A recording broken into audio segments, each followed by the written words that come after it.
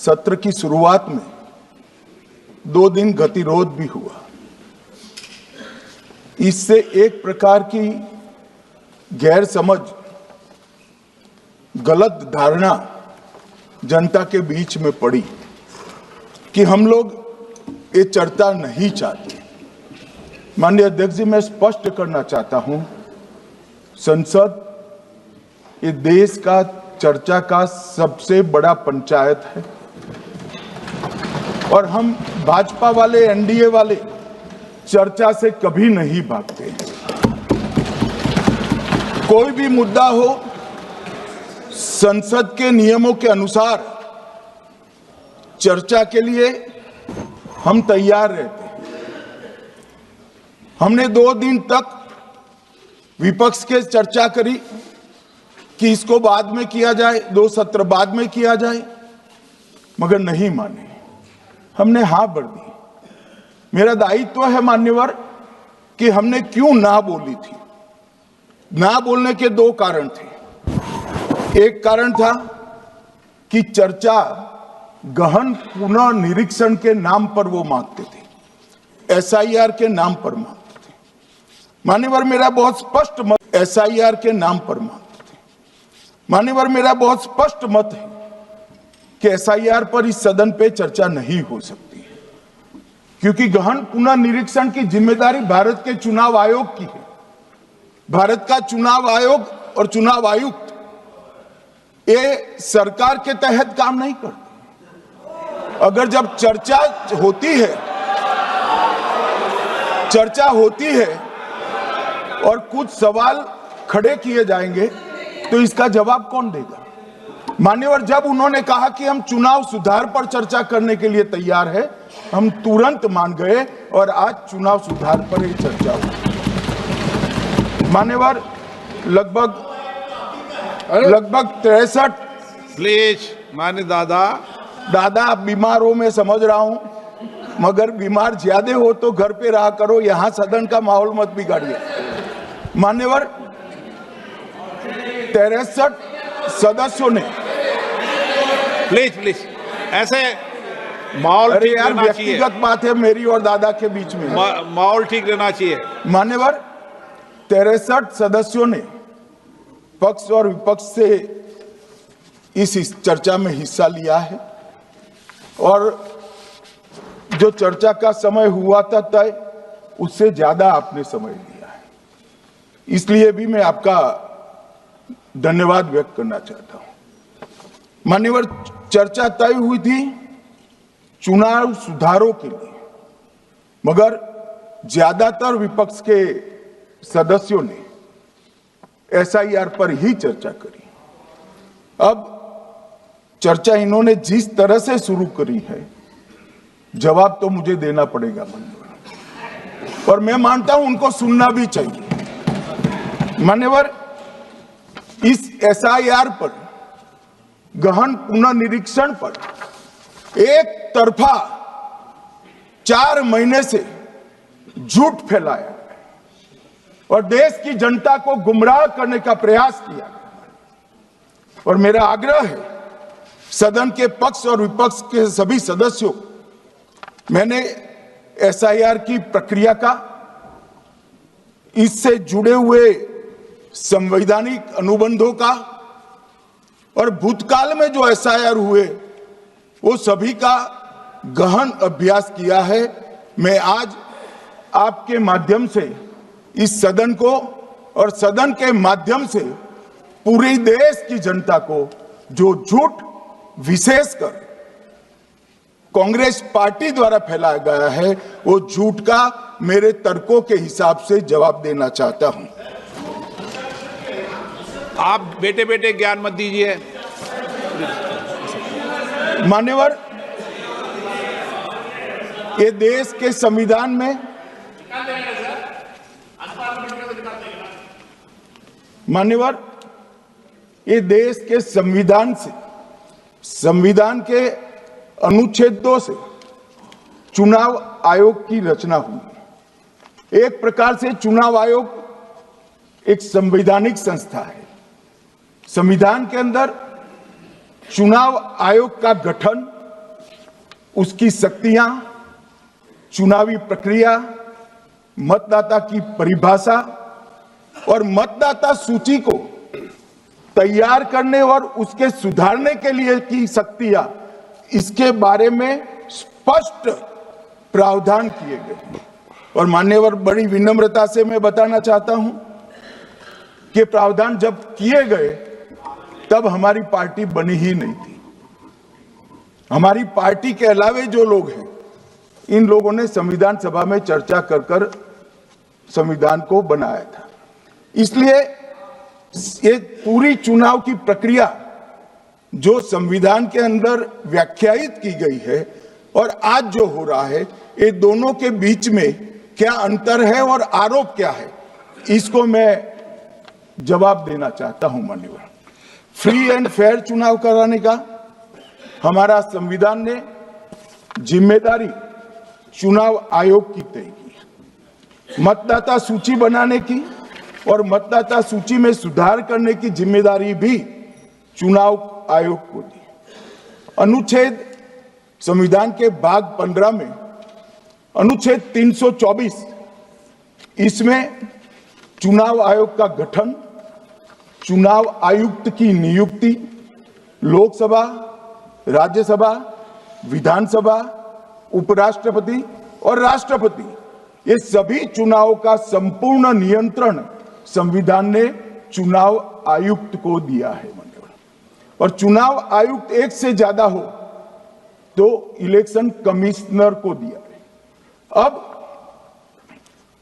325 जो अनुच्छेद है, वो किसी भी पात्र मतदाता को मतदाता सूची से बाहर नहीं रखा जाता, इसका प्रावधान करता है।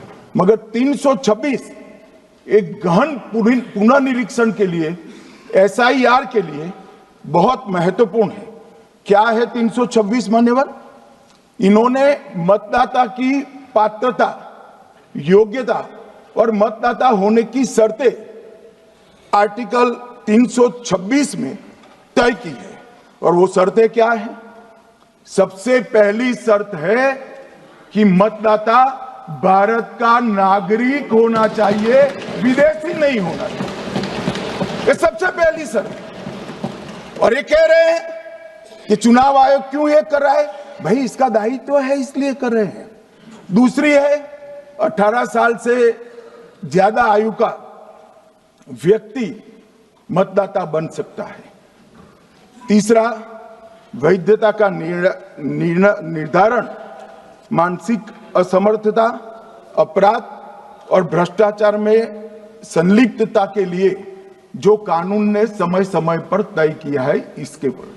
तो ये 3 पात्रताओं के आधार पर भारत के मतदाता होने की बात तय होती है। और ये 3 चीजें किसने देखनी है मान्यवर? चुनाव आयुक्त को देखनी है। चीफ इलेक्शन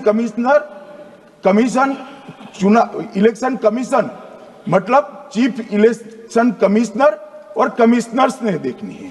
और 327 में मतदाता सूची, सीमांकन, चुनाव संचालन और उसके लिए कानून बनाने की सिफारिश संसद को करने की सत्ता चुनाव आयोग को दी है।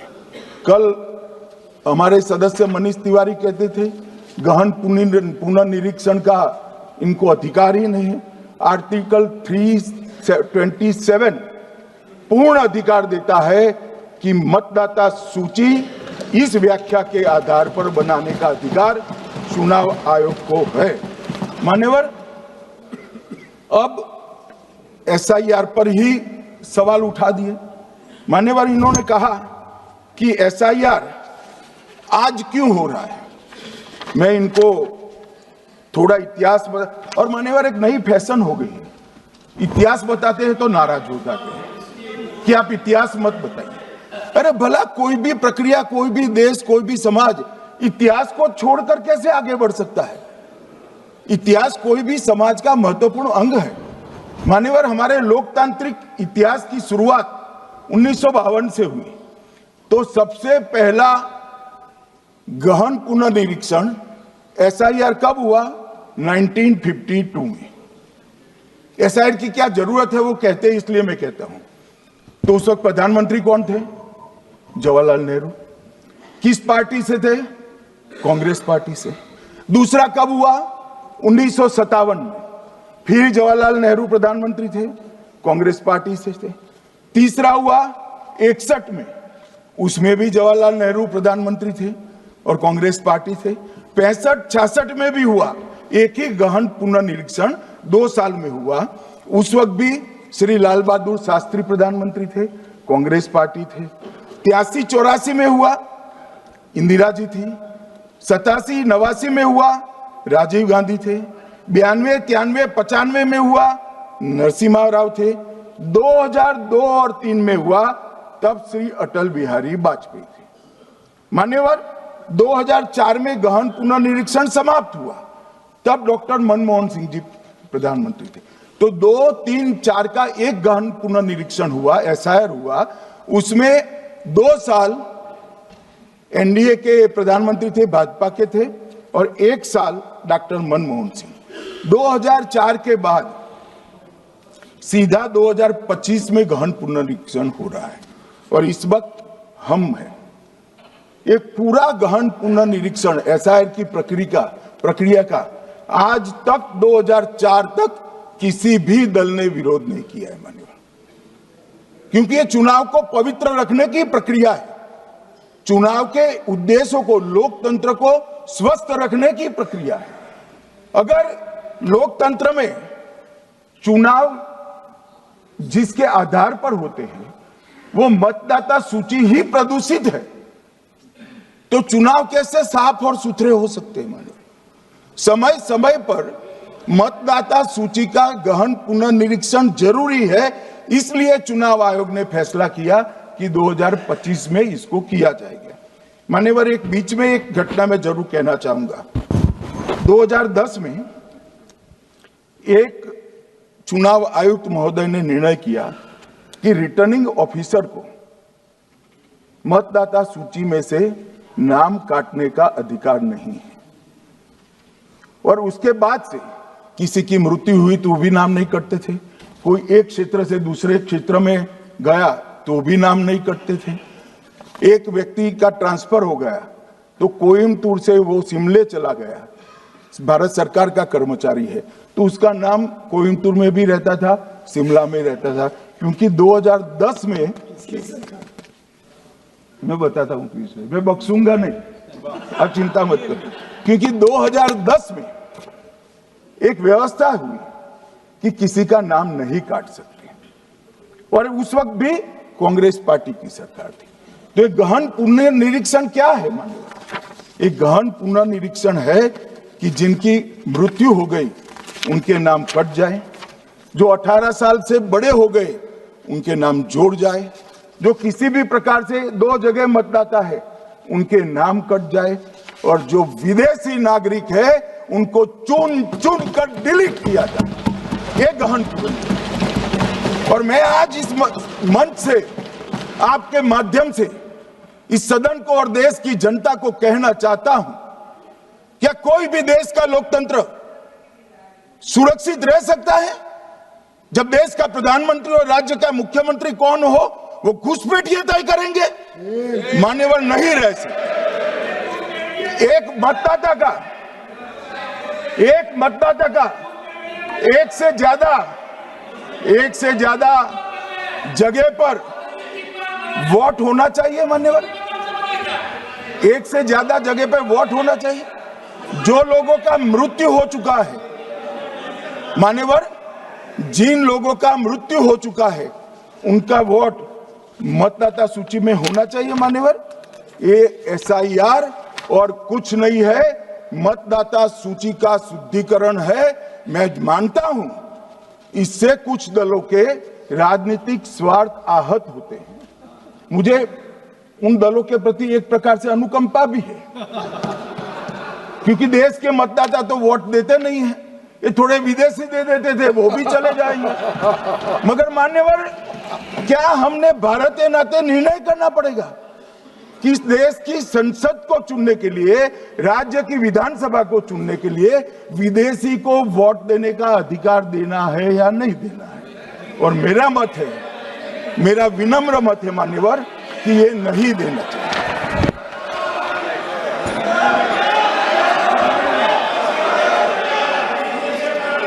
दादा बैठ जाइए प्लीज प्लीज। मान्यवर,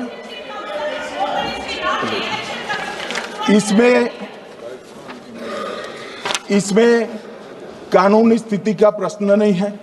अभी सांसद महोदय बोला कि इलेक्शन कमीशन का अधिकार नहीं है। लाल बाबू हुसैन 1995 में एक वाद हुआ मान्यवर, भारत की सर्वोच्च अदालत तक वो वाद पहुंचा। लाल बाबू हुसैन बनाम मतदाता रजिस्ट्रेशन ऑफिसर 1995 में इसका जजमेंट आया और उसमें अदालत ने स्पष्ट कहा, देश की सर्वोच्च अदालत ने कहा, मैं नहीं कह रहा, जहां मतदाता का नाम दर्ज किया जाना है वहां रिटर्निंग ऑफिसर ये सुनिश्चित कर सकता है कि आवेदक भारत का नागरिक है या नहीं है। ये लोग जो कहते हैं इलेक्शन कमीशन कैसे तय करेगा, ये इनकी ड्यूटी है और ये हमारा निर्णय नहीं है, भारत की सर्वोच्च अदालत का निर्णय है और हम सब भारत की सर्वोच्च अदालत के निर्णय से बंधे हुए हैं।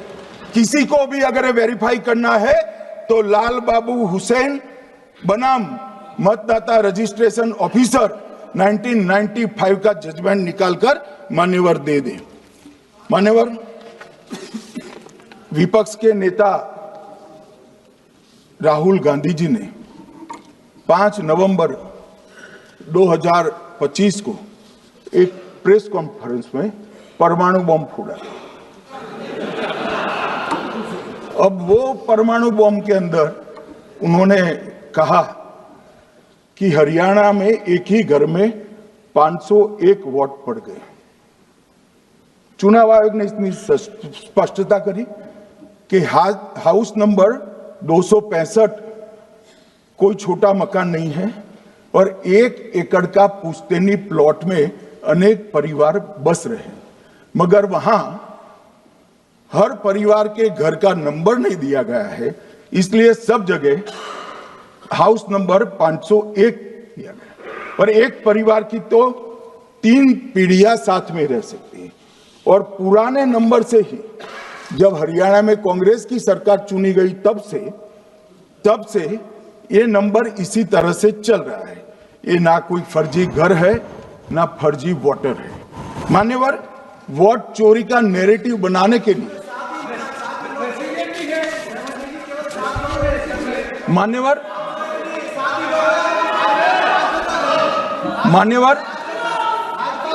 बिहार में भी मेरा भाषण पूरा हो जाने दो। नहीं, आप अभी पूरा भाषण नहीं, कई बार नाम आएगा।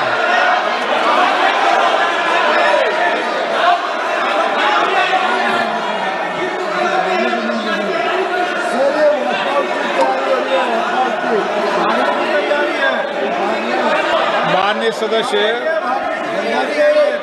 2 मिनट बैठिए, मैं कुछ बोलना चाहता हूं। 2 मिनट बैठिए, मैं एक मिनट। माननीय सदस्य, 1 मिनट। मान्यवर, मेरा विपक्ष के नेता से एक निवेदन है कि 2 मिनट सुन ले मुझे, बाद में उनको बोलने का मौका दीजिए। मान्यवर, 2 मिनट। मान्यवर, मेरा आपसे विनम्र निवेदन है, मैं आधी रात तक बैठने के लिए तैयार हूं, मुझे कोई आपत्ति नहीं। मेरा भाषण समाप्त हो जाए, अरे सुनिए ना भाई, सुनो ना, 2 बड़े बोलते हैं तब बीच में नहीं बोलते। मान्यवर, मेरा भाषण समाप्त हो जाए। प्लीज नहीं। मान्यवर, मेरा भाषण समाप्त हो जाए बाद में, इसमें जितने भी मुद्दे विपक्ष के नेता खड़े करेंगे, मेरी मर्यादा में इसका जरूर जवाब दूंगा, मुझे कोई आपत्ति नहीं। मेरा विनंती इसलिए है मान्यवर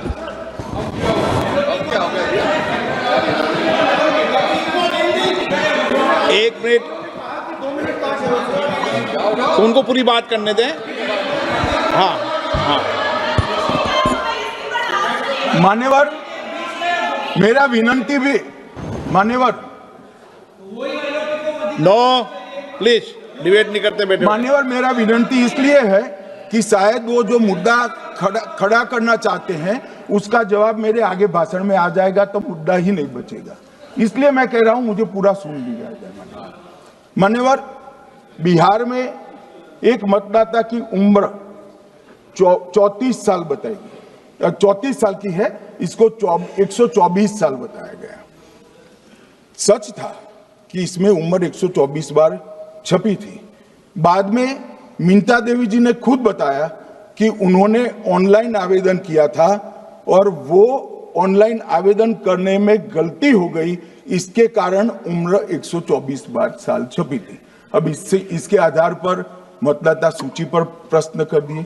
सुबोध कुमार नवादा, प्रेस कॉन्फ्रेंस में कहा गया कि एक राजनीतिक दल के बीएलए है, इनका नाम कभी आया ही नहीं, वो भी सच नहीं निकला। रंजू देवी रोहतास, उनको कहा कि एक कार्यकर्ता, उन्होंने बाद में रंजू देवी जी ने स्टेटमेंट दिया, जबरन बुलाकर उनकी वोटर लिस्ट से नाम काट लिया गया, ऐसा आरोप हुआ। तो रंजू देवी ने यही कहा कि कांग्रेस के कार्यकर्ताओं को कहने पर मैंने गलत जानकारी दी थी।